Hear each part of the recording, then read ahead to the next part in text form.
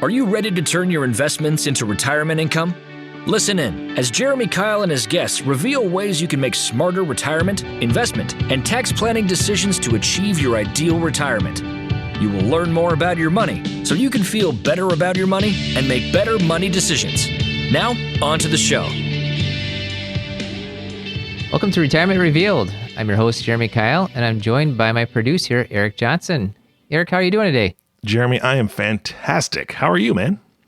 Not too bad. We were just talking here. It's a blue sky and the snow is melting, and hopefully by the time people are listening to this, all their snow is melted as well, too.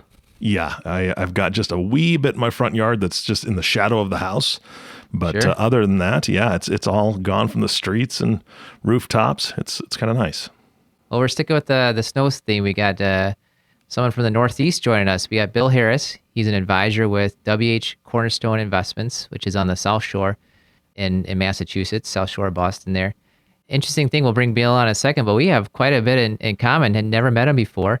And here we are talking about a month ago, and it turns out there's a few good things in common. But Bill, why don't you say hi and tell us a little bit about yourself? Good morning. So again, Bill Harris, and I'm actually, my office is, as you mentioned, in the South Shore of Mass, but I actually took I'll call it a workcation this year. So I'm out on the island of Nantucket for the winter. The reason why we came out here, my wife has some family, but in retrospect, I don't know why we didn't go to Hawaii or some other island, but anyway. Yeah, so what were you thinking? I'm about 30 miles out to sea in the Atlantic Ocean right now. So there's not too much snow, but we get plenty of weather. I believe that. Yeah, if you didn't know that Bill was from Massachusetts, you can hear that by his accent. Just a wee bit. And I was, yeah. And we're mostly, I like to say we don't have accent. Everyone else does. That's right. That's exactly it.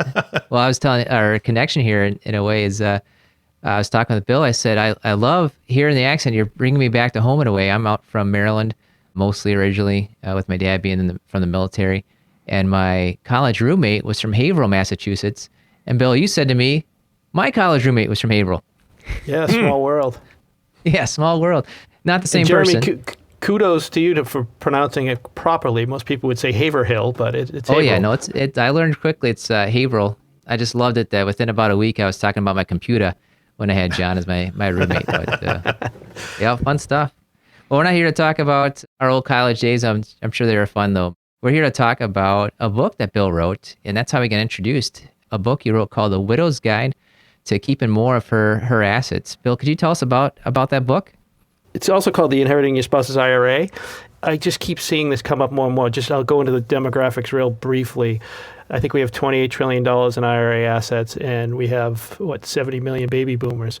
Average age of widowhood is 59. So we're just seeing this all the time. But the reason why I wrote the book is it's a little bit of a mission, is we're seeing the transaction kind of get messed up quite a bit. And if you look at private letter rulings in tax court, you're seeing this situation pop up time and time again where just what to do when you inherit your spouse's IRA is often getting mishandled. As we all know, this generation isn't getting pensions. That old 80% of pay for the rest of your life is gone. It's the defined contribution plan. So these IRAs are huge pieces of people's retirement assets, and you don't want to make mistakes with it. So that's why we wrote the book. Yeah, you got it. It's a big deal what you're doing with your money inside your 401k, inside your IRA. Use some terms there that I hope no one has to deal with. Private letter rulings, tax court. I think that's what you're trying to help people avoid. Absolutely. Private letter ruling for something. If you have an IRA transaction, something goes wrong and you want to kind of get a private letter ruling through the IRS, it costs you $10,000 just to file it.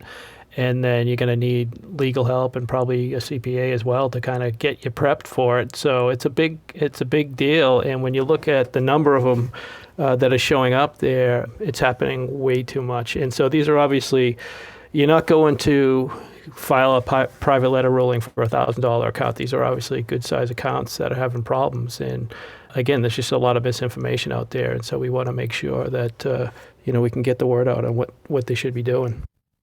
Yeah, it's amazing. What I love as part of your mission is that your goal is to help educate both the public and other advisors. Interesting enough, so you're also a financial planner. So some people might say, why would you bring the competition in a way on your show? Well, we're here to educate people. You're here to educate people. And you've got I like how you wrote in your book. You said you're laser focused on tax, retirement, and estate planning for widows. So that's just amazing. We want to help people out that are in this situation. Can you tell us, how did you get into this niche? How did you get into this focus on helping widows with their choices?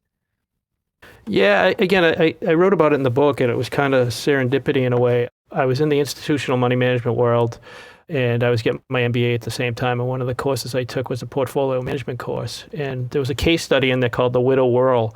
And it was literally to design a portfolio for a widow, and she had 2 kids, and they each had special needs. Not special needs as like a special needs trust, but they had different things that they needed. And so you had to design portfolios. And it really, this is the early 90s. It just opened my eyes up to financial planning, the world of financial planning. And soon after I took that course, I quit my job and started this firm. I wasn't solely focused on widows at first, but over time, that's where we try to focus on. We do work with other people as well, but our main focus is widows. And again, the demographics of it it's overwhelming. Yeah, exactly. Well, we focus on retirement planning, and I think a lot of it, why we focus on helping people make those big decisions with retirement, you focus on helping people make those big decisions once they become widowed, is exactly what you wrote in your book. I'm just going to read it here real quick. Many decisions have to be made within a certain time frame. They often cannot be reversed, so you'll have to get this done right the first time or suffer the tax consequences. It's a huge deal whether you're heading into retirement or you're heading into, I guess you can't plan too much on becoming widowed, although in a way you can. You'd expect, like you said in the book, that if there's 2 of you, at some point there's going to be 1 of you. And so planning ahead and getting ready for this situation is so important. Without a doubt it is. And you mentioned the mistake and the irreversible, and I like to have a little visual. I mean, just imagine you squirt a bunch of toothpaste out of a toothpaste tube. You cannot get that back in. And this is kind of the same thing. If you make a mistake, it's very difficult to correct. Mm-hmm. Yeah, that's definitely it. Well, a few things that are so important, and we're going to make sure everyone can get connected to where they can get the book for themselves. 151 pages. So this is full of great information. Love it. But there's a lot of terms and concepts you put in there so people can get better educated about what they're facing. A lot of charts and graphs, how to, specifically, here's how you can do some different things. But one thing you put in there is the 4 options you can do when you inherit some money from your account, from your spouse. And one of them is an inherited IRA. The second one is spousal options. The third one is do nothing. And the fourth one is to let the estate inherit the money. Do you mind if going through just each of those areas and say, well, what might people consider when they're looking at those different options to inherit it? Sure. So inherited IRA, again, if it doesn't necessarily have to be a spouse, it could be anyone. So your uncle dies, you're a beneficiary, you inherit that IRA. You have to set up what's called an inherited IRA account. Has to be titled a certain way. If you are a spouse or not a spouse, the required minimum distributions from that may be different. So that's an inherited IRA. There's special provisions in the tax code for spouses, and one of those is what's called the spousal rollover. And it's essentially a spouse taking her deceased spouse's IRA and rolling it to his or her own IRA, essentially making it their own. The third one is remain a beneficiary or do nothing, and we call that just poor planning. People don't realize it's supposed to do something. It happens more often than it should. But what eventually happens, it's almost the same thing as doing a spousal rollover. It becomes that person's own IRA over time if they do nothing. Mm-hmm. And the fourth one is inheriting through the estate. And again, this is a non-plan. This means someone probably didn't have beneficiaries named on their IRA, and it goes to the estate, and it can be disastrous, and you want to avoid that at all costs. So biggest lesson number 1 is make sure you have named beneficiaries on your IRAs. Mm-hmm. Yeah, that's a big deal. We just had a call in the last week. A client, it wasn't a client, they called, they basically, one big custodian took over another custodian. It was a simple IRA, and they can't find the beneficiary forms anymore. And so they're forcing this person to inherit through the estate. This stuff happens. So you got to check these things on a regular basis. Well, something that you mentioned to me in our call previously was you're part of this group, the Ed Slott Elite IRA Advisor Group. And Ed's a name that I've heard of for years. And part of your encouragement actually is encouraged me. I signed up and did his 2-day course. So I thought I knew a good amount about IRAs in general, but I learned way more than I thought was even possible about IRAs from his 2-day course. But you go beyond that as being part of his group. Do you mind just sharing how this Elite IRA Advisor Group works? Yeah, I'd be happy to. And Jeremy, a little earlier you mentioned about why would you have another financial planner on your show? It's a tremendous industry. We all work together. And so there's a lot of, I'll call it, co-opetition, whatever you want to call it. We get along, we work together. And through that program, I have met so many advisors all over the country and a lot of people with certain specialties. So I'm a big believer in it. Ed Slott had a tremendous influence on me in writing this book. And again, when I got into really the weeds of it, I was calling them and asking them questions. But it's pretty much a group, I'd say about, I'm going to guess about 500 advisors. We get together a couple times a year, and we literally look at tax court cases, and we look what worked, what didn't work, how can we plan around this. So that's where I started to see these issues with widows inheriting accounts. Like, wow, this is big, and people are just missing it. So it's just a great group to belong with, and they have technical consultants. You can call them at any time with any questions. And so I'm a big believer in the program. You should join, my friend. I got a thought here. It's coming up in a few weeks is one of their 2-day conferences. So this might push me over the edge. I love learning. I love education. You might have noticed that from the number of letters after my name in my signature block, and you got a similar thing as well too. So you might just see me there at that group. I mean, to the layperson listening to me say, yeah, we go and we talk about tax court cases and we look at it seems total nerd speak, but you just see some stuff, you'd be shocked, and you really get better at your craft and you learn a lot. Yeah, that's the point, is that the whole reason people hire advisors is to make sure that they are aware of all the different things that could go wrong or go right, so that you can have the clients take advantage of it, for sure. Well, another one that you have is this Retirement Management Advisor, RMA, and that's part of the Investments and Wealth Institute. We've talked about that a lot on our podcast. I don't know if you do that, Bill, but we've talked a lot about the Investments and Wealth Institute and how much we are fans of those. But do you mind just sharing a bit what you go through with the Retirement Management Advisor certification? Yeah, I'll kind of just a little chuckle. I was listening to your podcast and you were talking about Merton, the Nobel Prize winner, and you said, Investment and Wealth Institute, like we use this for all of our information. I was laughing because I do the same thing. I find it just a spectacular magazine. Just get a lot of education from that as well. So that, again, you have a lot of designations after your name, and I think it's important to keep furthering your education. And I always say the CFP is like kind of a base level. It gets you to be in this industry, but you got to keep improving and getting better. And the Retirement Management Advisor is really focused on the deaccumulation of the distribution side of retirement. Again, it's just another great program that I'm a part of. I don't necessarily go to get the 3 letters after my name. I go for the education. Well, that's exactly it. You want to be helping out your clients, and you've been in the industry for quite some time. Same here too. And with that, we've seen some bad things, some great things. And part of your book, you talk about some of the benefits that are in the tax code for widows to kind of be helped out in a way. It makes sense. There's a big tragic issue here. So thankfully, there's some tax code benefits, but there's also some negatives. And let's talk about the bad stuff first. Let's go through. You talked about this thing called the widow's penalty. What can you tell me what that is? When a spouse dies, the way the tax brackets are, they're going to be in a different tax bracket most likely when they lose their spouse. So their income may change, like they may lose Social Security money, but oftentimes their income level is pretty close to where it was, but yet they're going to be in a higher tax bracket. So they start paying a lot more taxes. The first year they get a little bit of a reprieve, but that second year when they file single, they feel the pinch. So it's a real thing, and people need to be aware for it and plan on it. Yeah, basically the tax brackets can be cut in half. So in a manner of speaking, the taxes might double. Maybe not quite exactly that way, but just think of it that way visually, since we're talking here on the podcast. But it's just amazing. It's not as if your income gets cut in half when the first person dies, although maybe it does. And even if it does, I doubt your expenses get cut in half. And so it's a big deal to plan for, especially when you're heading into retirement. Not just what does this look like for the two of you, but what's going to look like for that second person that's still surviving, the surviving spouse, which is oftentimes females, oftentimes a wife in the couple on there. So big deal stuff, this widow's penalty. And that's even different than another one you mentioned, which is related to the spousal IRA, the inherited IRA. And we had somebody I met, this is quite some time ago. They were 55 when I met them. They were widowed about 10 years earlier. And she was going through talking about how she needed some different money. I'm going through her accounts, and I'm seeing that she had taken over and turned his IRAs into her IRAs. That's what the prior advisor had done.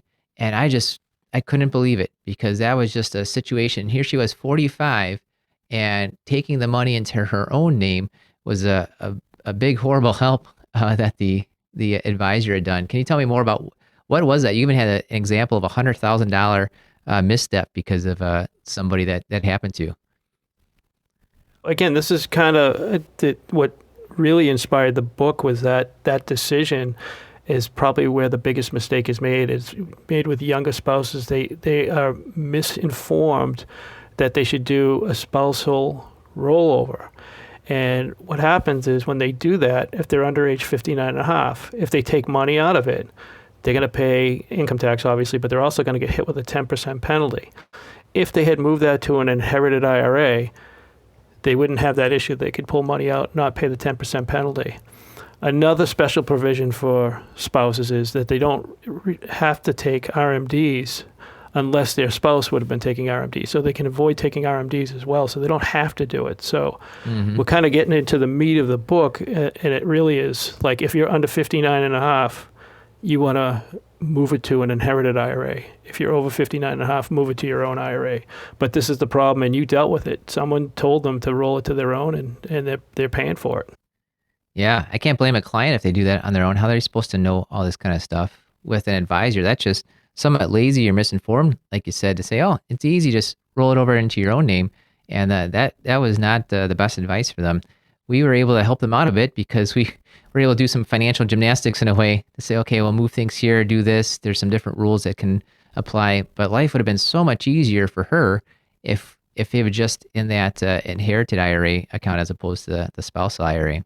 You know, we're both professionals, but I see the problems, and I don't mean to pick on the big wirehouses and even the banks, because people in our industry think, oh, everyone has their money in mutual funds, but there's a lot of people that have IRAs that are at the bank, and again, it's just people. They're just not trained. They're not specialists in this area, and they say, oh, just roll it over to your own IRA. They don't realize what they're doing, and so that's why, this book is out there. Yeah, that's exactly it. It's not even another somewhat similar situation is we had met someone, she was about 50 years old. She had been divorced and she had the 401k. She came to us and said, okay, I've got this 401k from my husband. I need to put this into an IRA in my own name. And I said, absolutely not. You're 50 years old.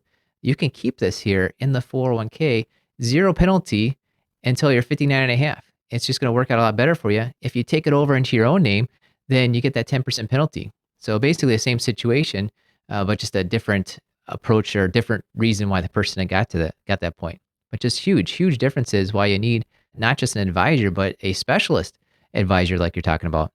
We talked about some of the bad things that are out there. Maybe hopefully scared some people into reading the book and talking with an advisor that knows what they're specializing in, what they're talking about. In the book, you mentioned about a few different things that can be to the widow's advantage if they're able to take advantage of it. Do you mind sharing a little bit of that, some of the things that the tax laws have written in that just try to help out and ease the burden of becoming widowed financially? We talked on one of them already, is the inheriting spouse really doesn't have to take required minimum distributions until either their spouse would have been, I think I might have said 70 and a half really, but it's now 72 since the Secure Act. Yeah, it just changed, right? Till age 72. And again, once they get over the age of 59 and a half, they can just roll it over to their own spousal IRA, and then they won't have to take any RMDs until they'll be 72. So that's a big benefit. Off the top of my head, I'm kind of stuck on what other ones I had in the book as far as benefits. It's such a tough situation. Well, there's certainly no benefits to being widowed, but I know in there you put in some things on how, thankfully, if you are widowed in a particular year, you get to file as married, filing jointly for that year. So the first year you're married filing jointly before you go. So you get the first year exemption. You get stepped up in basis on assets. Yeah. Life insurance is a big deal. A lot of people don't realize that's another tax-free vehicle that you get. So there are certainly benefits out there. Yeah, and that's exactly it. If there's benefits or negatives in the tax code, just planning for it, work with a specialist is the way to go. Well, wonderful. Well, Bill, I've certainly enjoyed learning a bit from talking with you, and I'm sure our listeners have done the same. Is there anything we didn't ask that we should have asked? No, I just want to reiterate again that age 59 is kind of the trigger time. So if you're under there, put it into an inherited IRA. If you're over that, roll it over to your own. And then I think one area we might have skipped over a little is kind of the gap period. People don't realize that, You have some time up until September 30th of the year after the year of death where you can kind of do some planning. And it all revolves around whether you're taking required minimum distributions.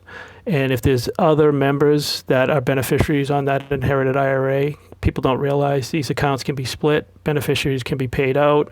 So there's a lot of planning that happens during that time period. I'll give you a quick example and then I'll kind of wrap up. But if you have your spouse in a charity, that can really impact how that IRA is going to be distributed. Again, you can pay out the charity before that date, and then you have a sole spouse beneficiary, and then she's going to be afforded all the tax benefits that are in the tax code for her. So you want to pay attention to that period.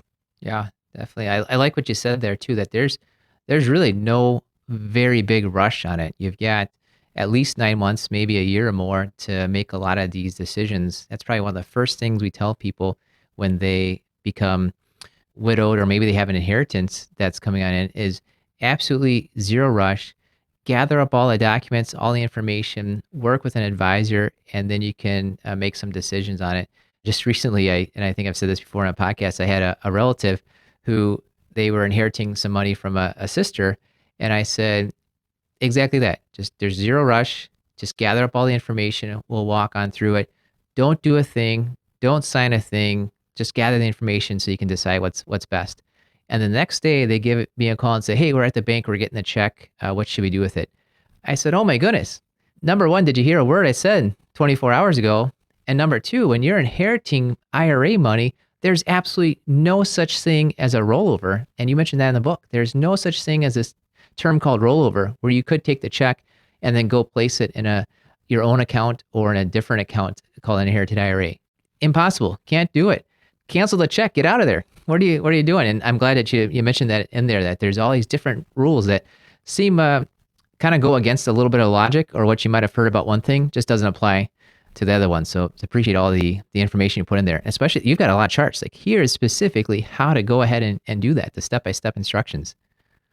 And Jeremy, I can state that importance of waiting. We have dealt with so many widows, and they will say to us years later, that first year, I don't even remember making any decisions. Like, they're just not in the frame of mind to make big decisions. There are some, how can you be?